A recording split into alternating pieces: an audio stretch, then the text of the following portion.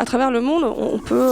aujourd'hui, de manière très très synthétique, au niveau de l'action publique, considérer qu'il y a au moins trois prismes, trois paradigmes de conception de l'action publique.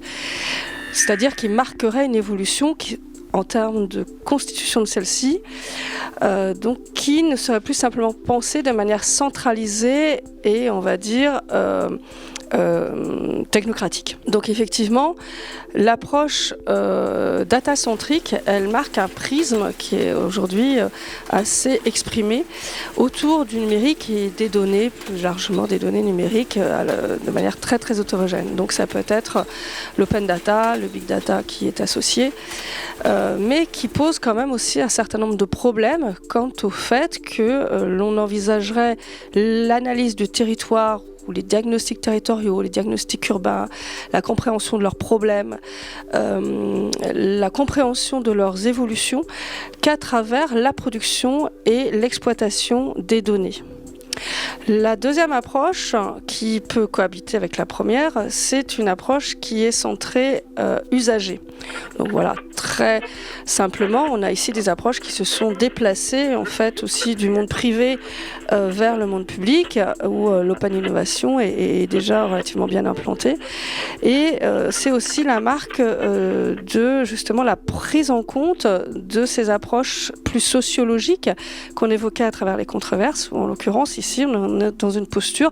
plus de co-construction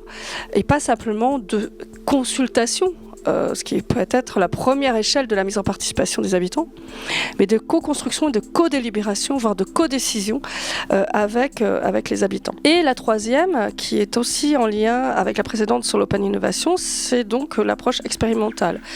Donc ce qu'on a appelé, ou ce qu'on appelle aujourd'hui en France le droit à l'expérimentation, qui est reconnu. Et en l'occurrence, il s'agit aussi de se mettre en capacité en tant que collectivité et acteurs publics de pouvoir tester, tenter à des micro-échelles des dispositifs, des approches, des politiques, d'en faire l'analyse pour pouvoir les déployer à d'autres niveaux d'échelle.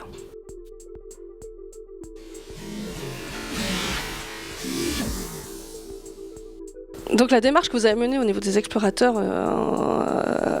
ici, elle est extrêmement intéressante parce qu'elle montre bien et elle témoigne bien de la nécessité de la mutualisation de moyens et d'actions et de la création de compétences, en fait, de transfert d'expérience, enfin de partage d'expérience, qui est absolument incontournable dans un contexte où l'on est dans des rapports de temporels, en fait, qui sont extrêmement serrés, dans un contexte où les cadres législatifs sont déjà là, et dans un contexte où justement la demande sociétale, elle est extrêmement forte et que les défis encore plus grands, je dirais, qui au niveau à une échelle territoriale comme la vôtre, ne peuvent être qu'envisagés collectivement.